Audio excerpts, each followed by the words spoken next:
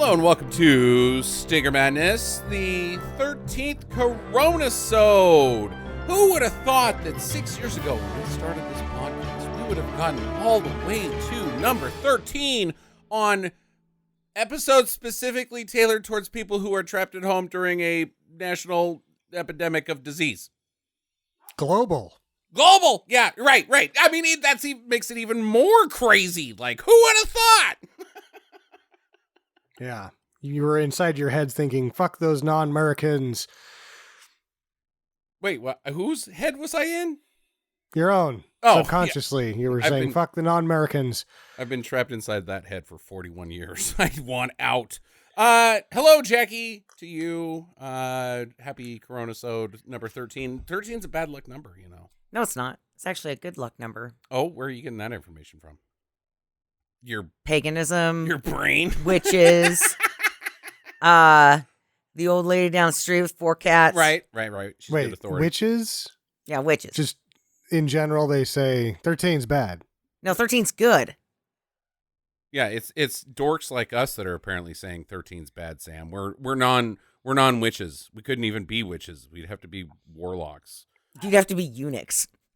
I am make you chop your wiener off. I don't think that's true. Chop, now you're... Oh my God, so funny. Now you're a spy for the king. Ha ha. You know, Ferris. Yeah. Or Game of Thrones.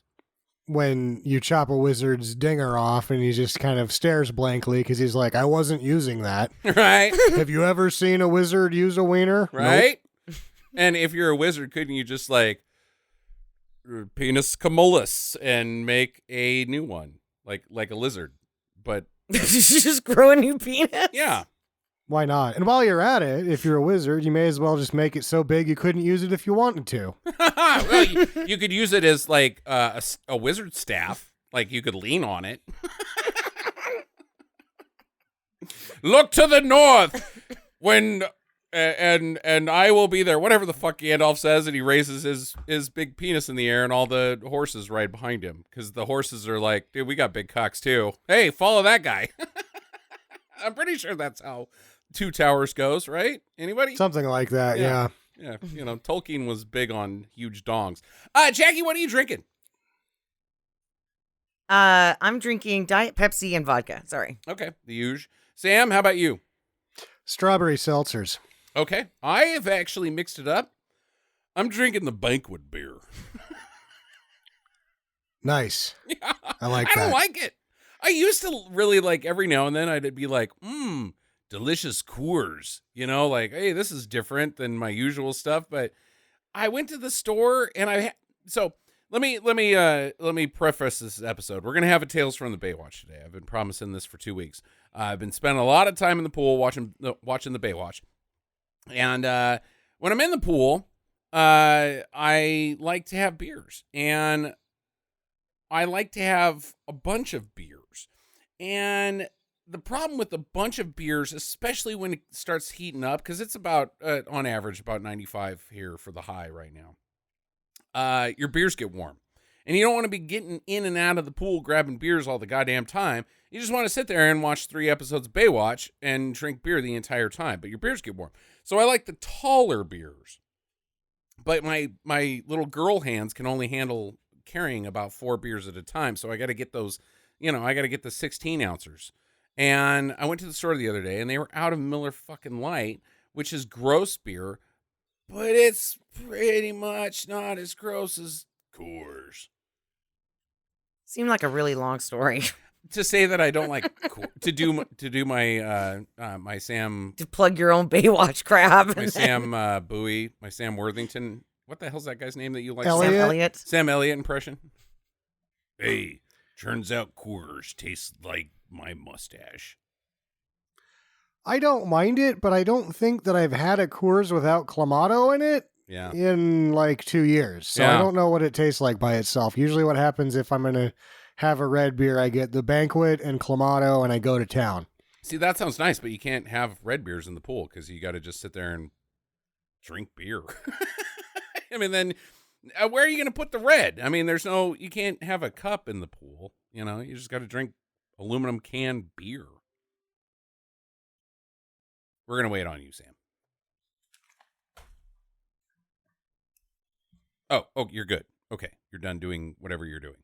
So now I will move to the next segment. Is everybody ready for the next segment? Hold on, let me get my shoes. Because you're leaving. All right. Speaking of the pool, we got a Tales from the Baywatch, as I mentioned. And if anybody knows, if anybody remembers, last summer I watched the first 3 seasons of Baywatch on Amazon Prime. It's sadly no longer on Amazon Prime. If you want to watch Baywatch with me, you got to go to Hulu. But they do have all 11 seasons there. And what I did last year was I broke down why I like watching Baywatch. It's not just because of the exceptional writing and the spectacular television film production, you know, all that good stuff. You know, it's equal to, say Stand By Me or other films. God, I'm on a movie podcast and I can't even fucking think of another movie that's good. Okay. It's right up there with Gone with the Wind. We're Gone with the Wind. Damn Thank it, you. Sam. I was timing him to see how long he would talk. Thank you, Sam. And thank you, Jackie, for that. 55 seconds. I've got a while here because what I did last year was I said that, my favorite part is the special guest appearances. Mm-hmm. And so this year, I've gone through seasons 4 through 7. That's the basically the Pam Anderson era. She was in season 3, but we're not going to count that. And I've got some guest appearances that I want to break down. Prepare for a list. Okay, hold on. Let me get my shoes. Yeah, it's really long. This is peak Baywatch, so everybody wanted to be on Baywatch at this point that didn't have any talent.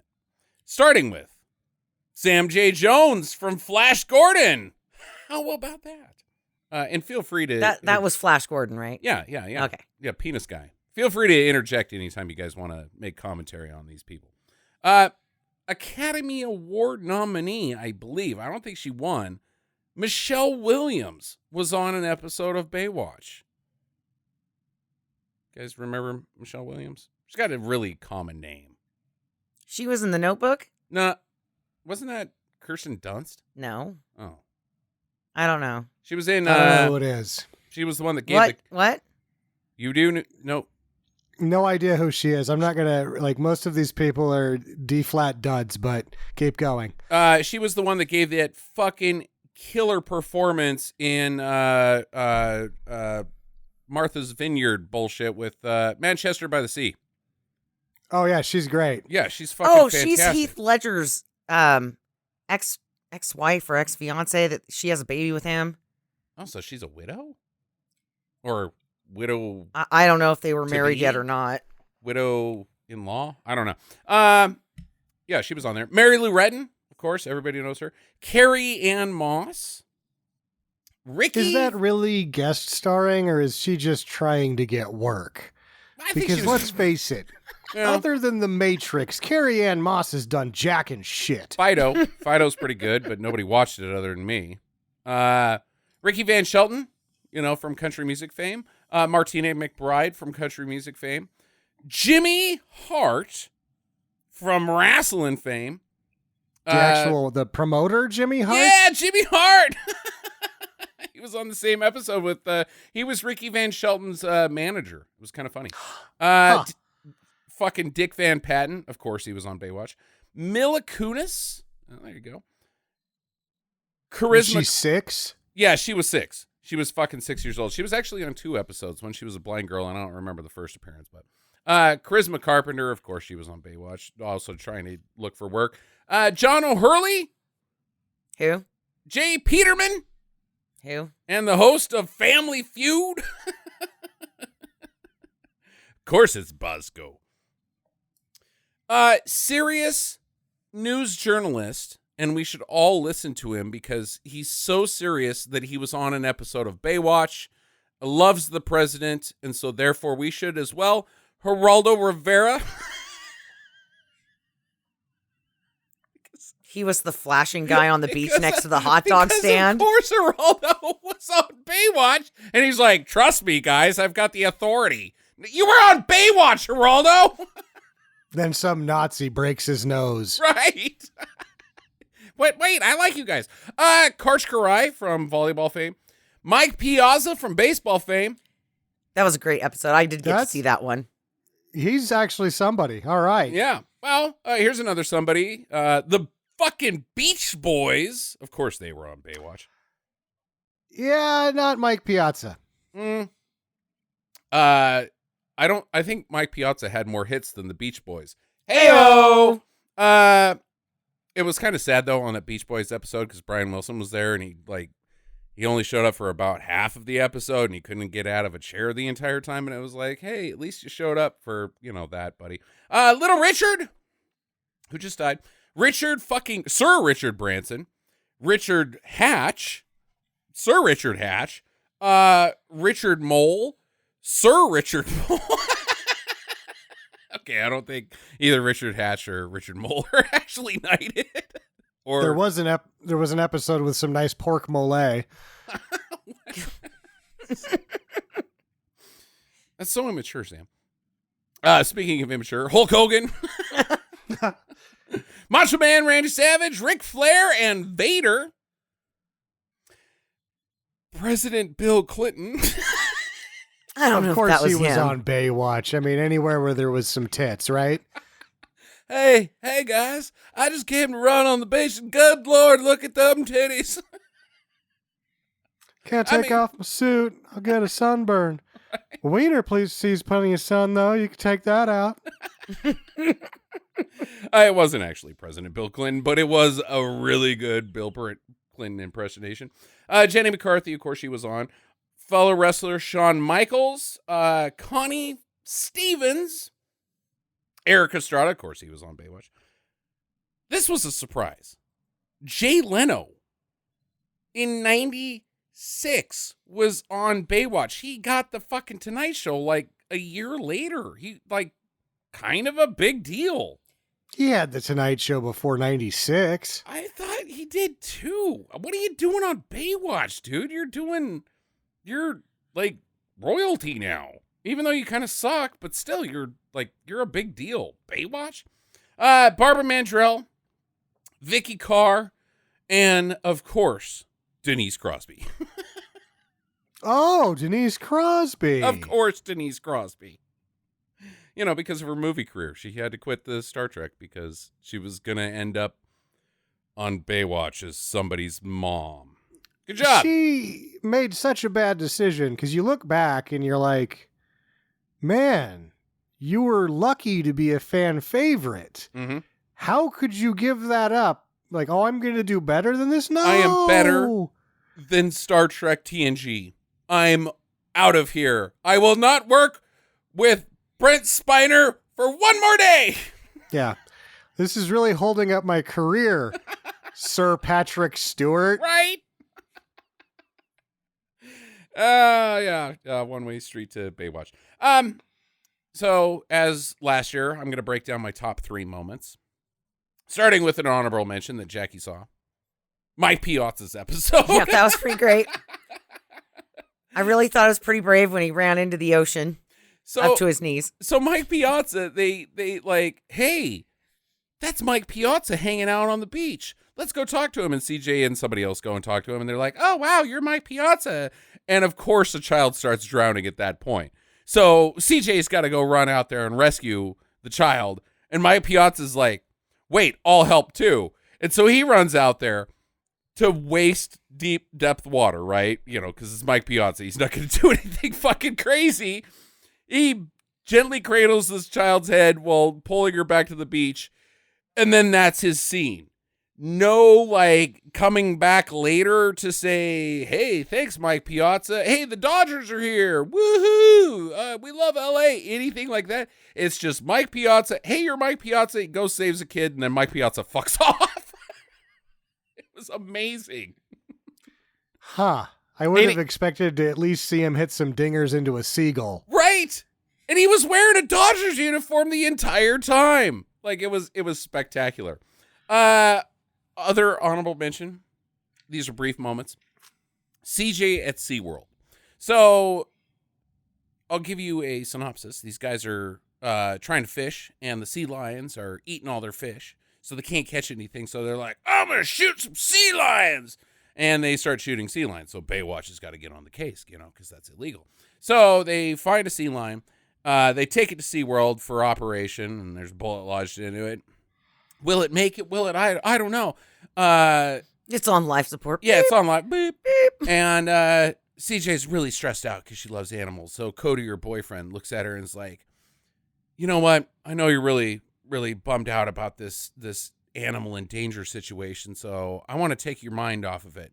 Let's go see Shamu. Yeah. They took the injured sea lion to SeaWorld, and SeaWorld's like, we don't actually fix the sea lions, we just chuck them over the side once we can't charge money for them anymore. I know you're stressed out about distressed animals, honey, but let's go see Shamu. Like, no, damn it. Was this before or after he'd already eaten somebody? Like, he's been eating people the entire time, Jackie. That's what you learn later in life, is that Shamu was eating the people the entire time. You can't keep fucking goddamn orcas in captivity. No, Tiger King really took the heat off them for Blackfish. Right? Like, they're like, whew, thank God somebody else is going to get heat. God, yeah, these for-profit zoos are a great deal. Right? Oh, my God. I did the spit take. I was like, what? No.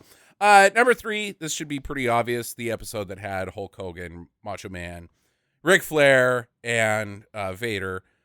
All of them were on character. Jackie saw this episode too. It was fantastic. Rick came out, was the rich guy who wanted to buy a club or something. It was the beach gym. The beach gym that the kids train at, and so Hulk and Randy have got to team up to defeat Ric Flair and Vader in a wrestling match to decide who gets to actually own this gym. And of course, Hulk and Randy win. And in the meantime, it had already been bulldozed right? Because they just had to lure people away so that they could do it without like any protesters or people fucking jumping in front of the bulldozers. Right. Well, that's not what happened. They found out it was one of the Don Simpson Days of Thunder gyms, and that's why the deal was so good. Ooh. Yeah. Yeah, it was great. Like, Rick was so Rick, and it was a lot of fun. Number 2, the end of season 7, the last episode of Pamela Anderson on the show, as well as Mitch's girlfriend and as a regular Yasmin Bleeth. It's called Nevermore, and it's got a guy who is obsessed with Edgar Allan Poe, who lives in the sewers. And he's also Darkman. I think I've seen this one. I'm not kidding. He's fucking Darkman. He got all burned up in a chemical accident, and now he wears bandages on his face and can blend in with anybody, and hangs out underneath the piers wearing film noir style clothing and saves people's lives. And I was like, this is fucking the shittiest crap I've ever seen, and I fucking love it. It was stunning how good it was. In a totally bad way. Also, Cody proposes to CJ at the end of the episode, leaving a cliffhanger. I watched season 8, and none of that actually gets talked about at all. She just disappears. It's pretty cool. So they were expecting, will she or won't she? But no one cared, so she just fucked off. Right. Well, she, got, that movie that she was in, Sam, where things went into her body parts. Very large things. I respect the man, A, for his drumming and for his ability to cook dinner and treat his spouse like a respectful husband. I don't think he did that. Oh, wait, what? Yeah, for a second I was like, who the fuck are you talking about? Wait, what? No, they worked out. Number 1, the time Mitch's fiance died in his arms. Jackie knows the story of this. I didn't see it, though. Okay. So, go ahead, Sam. She's allergic to shellfish, and he was covered in scallops. He gave her a kiss, and she died. And he's like, no! Not again. Not again. So this lady shows up out of nowhere, and she's Mitch's girlfriend, which has happened very many times. Like, hey, Mitch has got a new girlfriend. Okay, who the fuck are you? She's in the show for 3 episodes, and the entire time she's his fiance. And in her last episode, it's revealed that she's dying of something. I can't even remember. And they do that thing in television. I guess it's a montage where the person dies and they have like clips of them in the show, you know, like, and the sad music plays. It's just like a death montage, you know. But this show stinks so hard that they didn't have enough material of her in actually the show. So they've got him holding her in his arms, cutting to previous clips, and they could only rummage up 3 clips of her. Hey, remember that time? And they were all like just general, like, she's walking over there. She's drinking a cup of coffee. It was like, oh my God, I'm so sad that this coffee drinker died. Yeah. Remember that time she watched me eat pizza? It was amazing. It was the worst death montage I've ever seen. And you know, Hasselhoff is faking the tears. He's got onion pellets, and it was fucking masterful. It was one of my favorite moments in all of television for sure. Sam, let's go to you. What you got for Sando Takes On? This week, Sando takes on email, or at least people's inability to use it in a way that makes sense. Right? Oh, please be talking about that one thing where they paste everybody in the 2 thing into this 2 box and not blind carbon copy. Well, let's find out. All right.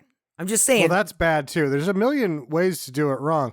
Firstly, having an asinine signature. Oh, yeah. That's my least favorite. And I'm not going after the Christians specifically. It's just that a lot of them really do some asinine signatures. Have a blessed day. Oh, no. This was the one that I saw a couple weeks ago was like a small paragraph that's on every email that gets you ready for the year 2033, which is the anniversary of the resurrection, and that you must be ready for J2K. J2K. Isn't that what Timberlake, his 3rd album was J2K? I don't know. Yeah. But that's not really J2K. The Y2K was J2K, wasn't it? Yeah, also that. Aren't they the same thing? J2K plus 33. And the that plus would be is a J2K cross. You know? plus 33. Yeah, it's not a just J2K plus. I don't know. Yeah. Also, another one was just under the name, Remember the Body of Christ. You're like, yes, I saw him in the street. I had forgotten about the Body of Christ. He's so delicious. None of us have seen it. How could we remember it? I remember the blood, but the body, man, that almost, thank you, Sam. I almost had a moment. Sure. The body of Christ is apparently in the body of the email. It's very forgettable. I mean, basically the comedy body, but without all the jokes, was Jesus's body. Come on, guys. He's been dead for 2,000 years. It's not too early. It's not like when AIDS got funny at year 10. Right. I mean, I think we can make fun of Jesus's dad bod, right? Maybe back then that was considered sexy. Like that was well fed. Yeah, maybe. I heard that there was a food shortage. Mm-hmm. And, you know, there's nothing quite like starving people and offering them all the free bread and fish and wine that they can possibly gullet. Right. To get some followers. I'm pretty sure, look, I got all the respect in the world for Jesus' superpowers. If he can churn bread into fish and water into wine and all that sort of stuff, he probably churned some things into like filet mignon. You know, like here's a delicious plate of roast beef, Peter. Here's some piping hot Arby's for you. And Peter's like, what the fuck is piping hot Arby's? Oops, I'm sorry, Jesus, for using the F word, but man, this piping hot Arby's is amazing. Where did you even come up with this? And he's like, I didn't. I just went into the future and I brought it to you. You also owe me a $4 DoorDash delivery fee. That's how big DoorDash got, Sam, in the future because of coronavirus. DoorDash was a lot slower when they were using sandals.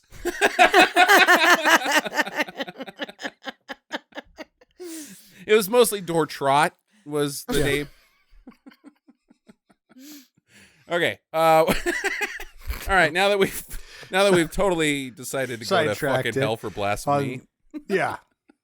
I'm just saying, Sam, that I think that you should change your signature only when you email these people, and just put down how everybody's going to hell in a handbasket and they're all gonna fucking burn because they picked the wrong religion. Just take that passage out. Oh, no, like, yeah. I think I'm going to treat religious, I just ignore it. But if I could, I would treat the zealotry with a helping of L. Ron Hubbard. Oh, yeah. That's what I'm saying. Yeah, you got to go full cult, man. You got to go full. I mean, well, you can't do the Jim Jones shit because everybody died and that's not cool. But yeah, do the L. Ron. Do the L. Ron. Give him some of that shade back, like, hey, enjoy your space airplane. Or my next peeve in the emails, constant exclamation points. Oh, Jesus. That's a problem everywhere, though. But it's why? I hope you're doing good. Explanation point. I struggle with the exclamation points on Twitter. I sometimes have some existential crises when I'm sending out a tweet. Like, it's so hard to, like, type out emotion. Like, even big words, they're like pauses, things of that nature. Like somebody, I don't even know who this guy was, but he works for GameSpot. And somebody sent him a Tommy Wiseau care package without like any sort of like, hey, I got you a present. Just an unknown person sent him a Tommy Wiseau care package with a sweet track jacket that says "Love Is Blind" on the back, and the dog from the flower store. And he's like, "Who sent this to me? I don't think Tommy Wiseau knows where I live." And I wrote to him on Twitter. I said, "I did not send it. I did not." But you got to do the not. And how do you spell not in the voice of Tommy Wiseau? And so I used a bunch of exclamation points. I guess you could like underscore a lot of O's. How do you underscore, though? I don't know. Yeah, exactly. Which will bring me to, this is not something that happens a lot, but apparently there's a person out there that can use an email, but not use a computer to any other level to make an attachment or request something. Mm-hmm. They made the form that they'd like and then did a print screen of them drawing it in DOS. Oh, wow. Yeah, I was really hoping there was going to be like a tiger face made of X's and O's, but there wasn't. You mean, you're not talking DOS, you're talking ASCII, right? ASCII characters? Yeah, ASCII characters. Yeah, right. Yeah. But yeah, they did a print screen of the DOS prompt and drew it there. Mm-hmm. Mm-hmm. Yeah, it's good stuff. What am I going to do with this? I need you to make me a logo. Could you put this on the hood of my car? I should just print out that and put it on the hood of somebody's car. I would actually really like a bunch of ASCII characters, like some elaborate wizard thing on the side of the Broham. There was, a gentleman has an ASCII signature that we deal with a lot, that he makes a sword underneath his name. Okay. Out of ASCII characters? Yeah. Okay. It's kind of rad. Happens. That one's kind of rad. And that guy, you just keep on keeping on, buddy. So it's not that you have a problem with email anybody being non-professional in email, it's just the bullshit. Like, really, this is as much effort as you put into it in your signature. Yeah. The signatures are more fun than anything, but the exclamation points give me a migraine, and the all caps. Why are you yelling at me? Oh my God, you sound so middle-aged right now. It's amazing. I got one that was in like 22 point all caps Comic Sans. What are you doing? They actually had to put effort into that, Sam. Like every time they type something, they have to, they turn off their computer. They still got to hit that cap. It's not like you can just go into the settings and set the default to caps lock. You have to consciously choose to cap lock everything. It's on purpose. You could hit caps lock and then just use it all the time. Right. Well, yeah, you could just put a weight on it, like you used to do with video games where you had to do something arduous that required hitting A bunch of times.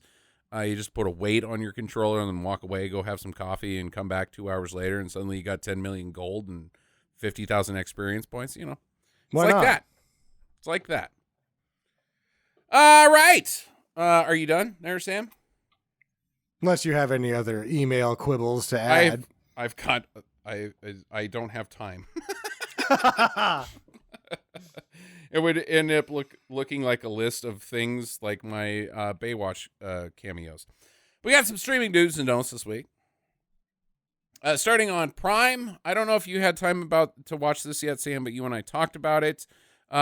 Starring John Ritter and Pam Dauber from the late 80s, called Stay Tuned. Oh, I haven't watched it yet, but I've been wanting to watch this over and over. I've been wanting to watch this for a while. Okay, does it hold up? We're not going to talk too much about it to avoid spoilers, but the concept is that it's very 80s, that Pam Dauber and John Ritter are parents, and they get sucked into a machine that puts them in television shows where they have to go through a gauntlet to survive and get back to their kids. Very 80s. I didn't even know it existed. I knew nothing about this film. We went in blind. It's a do. Jax? I loved it when I was a kid. Real Men. I was huge into John Ritter. I loved Three's Companies. I loved Real Men, and I loved Stay Tuned. Yeah. I still think it's a do. It doesn't hold the same, it hasn't aged as well as it probably did in 1988 or whenever it was released. I kind of think it might be a stinker, but it's not an episode. It's just a good fun time. Yeah, Peter Hyams directed that. Yeah. Cool. Of Capricorn 1 fame, say. Oh, yeah. Well, there's some pretty bad effects in it, for sure. But I kind of feel like there's some bad effects in Capricorn 1. I haven't seen that in a long time either. No, I saw Capricorn 1 about 3 years ago. There's actually very little visual effects in it at all. Also on Prime, starring Dave Bautista and some kid from last year, My Spy, the tale of a super spy buff guy who ends up having a heartwarming babysitting adventure. Jackie? I thought it was pretty cute. Yeah? Yeah, the kid, just the right amount of sass. 'Cause sometimes the kids, they're sassy and they act like little dicks. And you're like, I don't know. You know what he would do to this kid? Duct tape her fucking mouth shut and throw her in a closet. Right. And then every once in a while, kick some bread under the door. But she was good. I went in expecting to hate this movie because it's hard to, everything pales to Kindergarten Cop. It's pretty much the model, and everybody just tries to do Kindergarten Cop over and over and over and over again. But this was a lot of fun. I did think that the kid was really great. I thought she was honestly kid, you're pretty good. You're not, the writing was good, but she was good too. And I thought it was a 6 out of 10, and which is pretty high for a cheesy, heartwarming movie. For the babysitter plot. Yeah. I thought it was okay. It's worth the do, guys. They had some good jokes. Yeah, Batista's great as always. So yeah, check that out. Now here's a weird one. currently not streaming, so this technically isn't a streaming do's and don't, but it's been streaming so many times that you've seen it probably. We watched this in our neighbor's backyard while playing a game of Bad Movie Bingo, which was a lot of fun, and I didn't even think about before, but you print out a bingo card of, stinker staples, and if you see them, you shout them out, and hey, you make bingo, and then I guess when you win, you drink all of your beer and go home, and your wife yells at you. But we watched in our friend's backyard, Mega Shark versus Giant Octopus, which I had not seen before. With Debbie Gibson. Deborah Gibson, Jackie, not Debbie. She's an adult now. Yeah, she's an adult now. Excuse me, gentlemen. And Lorenzo Lamas, of course. What? Asylum. Yeah, that's an asylum movie, Sam.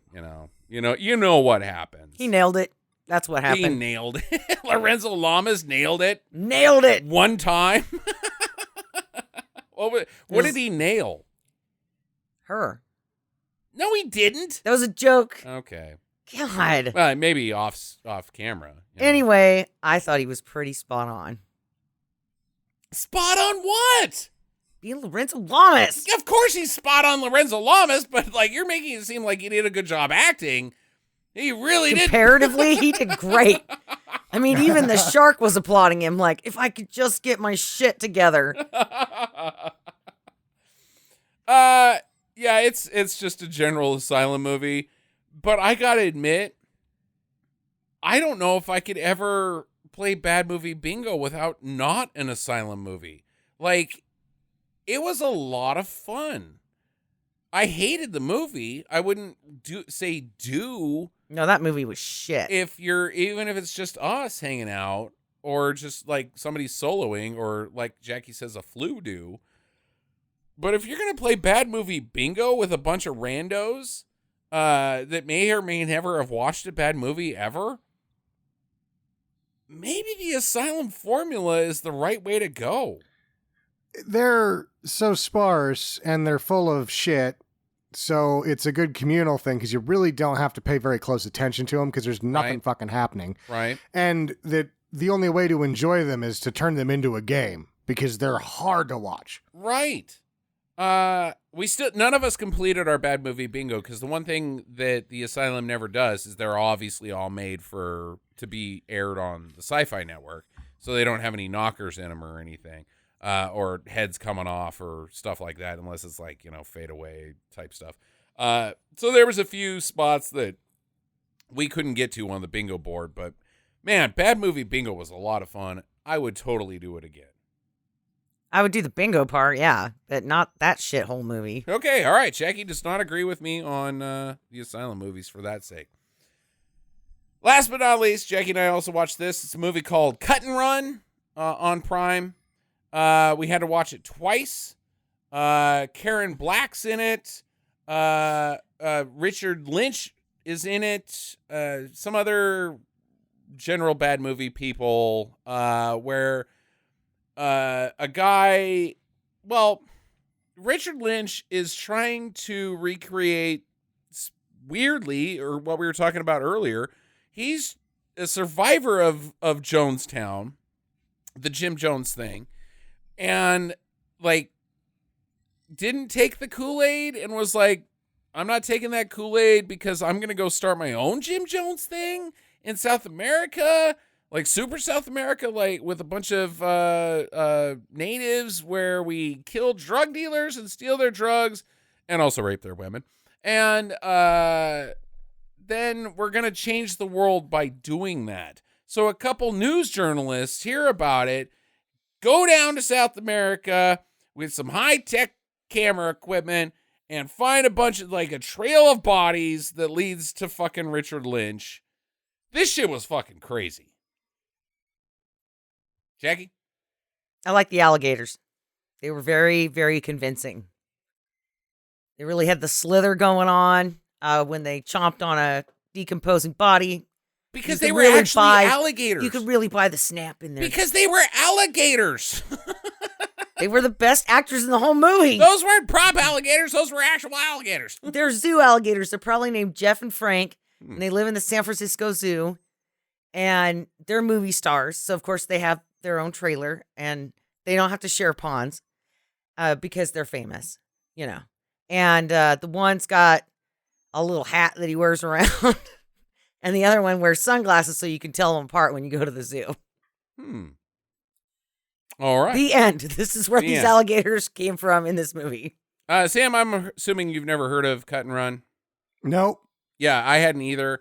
Went in blind, but it does have Richard Lynch in it, which piqued my curiosity. It's also got the Hills Have Eyes guy, whatever his name is. Yeah, the scary, tall, bald guy. Yeah, he's one of the natives, and they do some bad stuff. And man, this movie, I really like this movie. I can't say don't watch Cut and Run enough. Wait, I can't say do watch Cut and Run enough. I can't not say don't do. How am I not myself? How am I not myself? Yeah, on Prime. Go watch it now before it gets pulled. Really good stuff. Jackie, I think it's time for a little spooky. Thank you. 6,500 BC. The oldest forest. Sorry. Wait, what? The 6,500 BC is the time of the oldest forest. You didn't let me finish. The oldest Transylvanian Romanian forest. And it is called... I still don't think that's right. Yes, it's 6,500 BC. Uh-huh. Okay. Did you get this from the Bible by chance? No. This is not a Bible story. I can't read that. There's too fluey. Yeah, no, it's like 5 million bajillion years ago was the first Romanian forest, Jackie. No, this is the first settled one. Pay attention. A settled forest? What's a settled forest? Is it people live by it? It's been domesticated. Yeah, by it or in it. Kind of both. I don't know. It wasn't very clear. Anyway, just assume that they live on the outskirts. That's much scarier. So it is the Bible. It's not very clear. It's like Hansel and Gretel, right? They don't live in the forest. They live on the outskirts. Anyway, this place is, I'm going to butcher this so bad.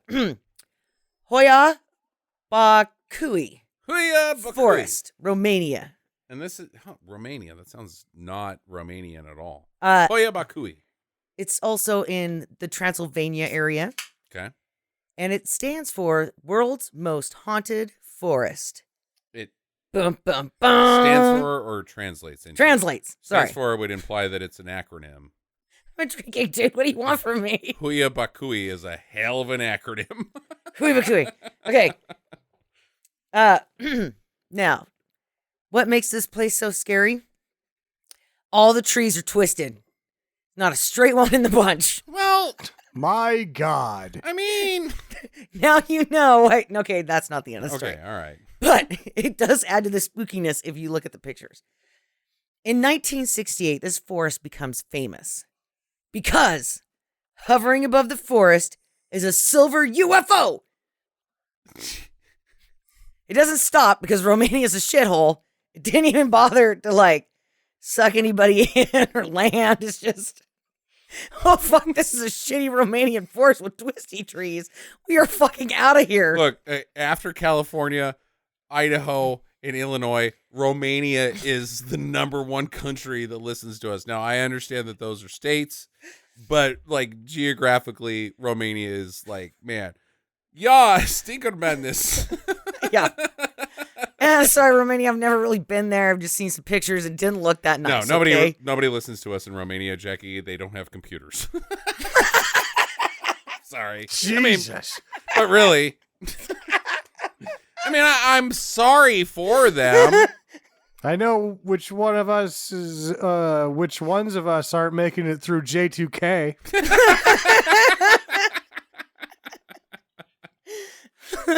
Okay. On with my story. Okay. Wait, hold on. I'm not done with this 1968 UFO Well, thing. this goes with it. No, let me No, go back. Wait. I want to make some commentary on how you told this.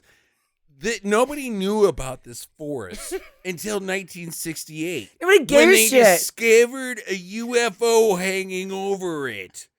And it's still there today. And everybody's looking up and being like, hey, look at that UFO over that forest. Like, God damn it, Jackie. No, okay. It flew off. It knew better than to land, okay? All right. So, because this UFO showed up, now they say if you walk through the forest, it takes you to a portal. What? That goes somewhere. But nobody's ever come back, so okay, hold on. They don't have a report on if it's nicer on the other side. We gotta sum this up to get where we're at now. Uh-huh. The forest, 6,500 BC was tossed around. Yeah. That's not an age of anything in the story, I don't think. And then in 68, there's a UFO. There may be a portal. The trees kind of look scary. Romanians may or may not live in or around it. Yes, that's where we're at. Okay. That's where we're at. Okay, Clear. It has a very special spot in the forest, Sam. It's called the Dead Zone. Okay, all right. Now we're going someplace. I knew none of this made sense in any way, so at some point it had to circle around to Stephen King. Okay. And it's just a weird circle in the forest where nothing grows in that area. And they've tested the soil. And they say that there's no reason that nothing can grow there. Full of piss! That's where everybody dumps out their shitter buckets. Yeah. How far is it from the campground, and how much fucking, how many motorhomes go through there? All right, are you guys ready for the spookiest parts? Wait, we're not at the spooky, No, we're getting to the spooky stories right now. An area where nothing grows. That's the start of the spooky stories. Okay, all right. People have heard giggles of women and screams of young girls. It's next to the campground. Rashes, nausea, feelings of anxiety. This just sounds like Jeff Epstein's house. And scratches, Sam, totally. That's what people get when they come out of the forest if they don't get sucked into the portal. So like normal shit that you would get portal if you went hiking. The portal, the UFO portal. There's no. That's the dumbest. Okay. So some of the legends: a girl disappears. There's a portal. Yeah, there's the portal and the twisty trees and shit, right? And the UFO. But these are some different ones. Okay, so back a long time ago, didn't say when. A girl disappears. 6,500 BC. 6,500 right, BC. 65. It checks out. Before there was trees. So, a girl disappears into the forest, only to reappear 5 years later, but she hadn't aged at all. Okay, she went through the portal. That's clear. She's like, that's it. That was the spooky part. Okay, so I'm let me back. keep going. I'm back. Yeah. What did she do after that? It didn't go into details. She probably just married somebody. Yeah, she married Greg from the forest. Bear. I am Greg of Forest. Okay, the next scary story. Okay. There was a shepherd who had 200 sheeps. Okay. And they went into the forest and never came out. And they never found any sheep bones or any human remains anywhere. So they think he went through the portal. Or he was eaten by an ogre. I'm not real sure. This one wasn't real clear if it had an ogre. Well, this is the first I've heard of ogres. Ever? Ever in your life? No, okay. Just in this I got forest. a movie for you. It's called Shrek, Sam. Yeah, Check it out. ogres weren't on the board until just now. I'm just saying, I don't really think, I'm laughing so hard. Okay. They don't really say. I mean, this guy just disappears. How do we know it wasn't an ogre? How do we know it wasn't? How do we know? Right? These are things we don't know. How do we know that he didn't just wander off the edge of the earth that's on the other side of this Romanian forest? I mean, come on! I'm sorry, but these things are just so stupid. Okay.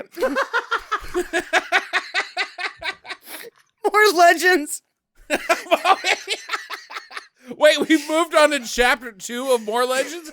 Chapter 1, More Legends. Chapter 2, More Legends. Okay, so there was a one-liner, and this is all that it said. They think it might be haunted because there were a bunch of murdered peasants. That checks out. It's like this general statement, like, I'm sure that there were lots of murdered peasants. CSI comes in, they're like, where are all these people going? Well, there's all these murdered peasants laying around, so fucking David Caruso takes his glasses off and says, this looks like a God, I got nothing. Oh, you missed it. This one I think Sam will really appreciate. Reporting deer or horse hooves, because, they sound very similar, but they can't see anything. So they found some tracks, but the animals weren't in the tracks? My God. I don't hear the horse. I can't see the horse, and I don't see a deer. So they're just mysteriously spooky deer hooves. Sounds. Oh, sounds, not tracks. No, it's just sounds. And there's like a deer and a horse sound very similar, I guess, in the woods. Did anybody happen to check for men carrying coconuts? Again, David Caruso. Looks like this is John Cleese's work, but in the form of one-liner that I can't make up because I've had too many beers. I got one for missing horses for David Caruso. Right. Looks like the execs at the glue factory won't be any... Oh, shit, I fucked it up. Try it again. Looks like the execs at the glue factory won't be able to make any money in this haunted forest. Because the horses are gone. Because there's no horses. We can't find them. Yeah, you got to find them. That's the challenge in business, is to find your actual product. Okay, and these are the 3 legends that I'm pretty sure somebody was on a lot of mushrooms. Chapter 3, the mushrooms and or acids, things that you see in the forest. More legends. Floating orbs. Oh, floating orbs is a very common thing in paranormal stuff. Glowing green eyes. Of people, or did you say glowing green eyes? Come on, maybe a little more detail, guys. This next one will really scare you, though. Are you ready? There's a face that just appears. So it's like, your buddy was standing behind a tree and he jumped out and scared the shit out of you and then ran away laughing. What is it? A silver mask face that appears after hearing 2 screams and you don't give a shit? Is it the Moon Beast? It's the Moon Beast, isn't it? It didn't say. Or it could have just been the org. I'm not real sure. We did check for Moon Beasts. We couldn't find any proof of Moon Beast or if the Moon Beast had been here. But if you guys really want to be spooked. Oh my God, there's a chapter 4? You could go on a haunted tour. 2 people for 60 pounds. That's a lot of money. For a 2-hour ghost tour. Yeah, that's like a hundo. Like, get bent, motherfuckers. That's what's scary, is they're raping you in the forest. Huh. Well, they also have to go to Romania. I guess Transylvania, the Dracula's place is around there somewhere. Somewhere. It's in that area. Yeah, it's part of the Dracula tourism. It's also a place that Vladimir Putin wants to take over, so I'm out! I am not interested. 60 pounds, go screw yourself. You gotta reduce that price down to about 20 pounds. And then I check it out and be like, where's these green eyes? And I don't know. It had a little thing that looked like an E next to it. That's a pound, right? Or is that a euro? Yeah, the British sterling is LBP. This was like a little 3. Yeah, that's a euro. But euro and the pound is very close in currency exchange rates. So, okay, good job, Jax. It was a good spooky. I liked it. Next week on the podcast, next Monday, we've got Artemis Fowl coming out. So check that out on Disney Plus, guys. Enjoy your week. Stay safe out there. Wear your masks. Don't go into places where they don't wear masks. And Sam, do you have any safety messages you would like to share? Don't trip over jagged material and rip all the skin off of the inside of one of your legs. It's a good call. It's always good advice. Well, we didn't actually have to look at it, though, because he had it bandaged up because he's a gentleman. You should make that a hashtag. You should get that trending, Sam. You You should get that trending on the inners. Hashtag watch out. Get to the penis.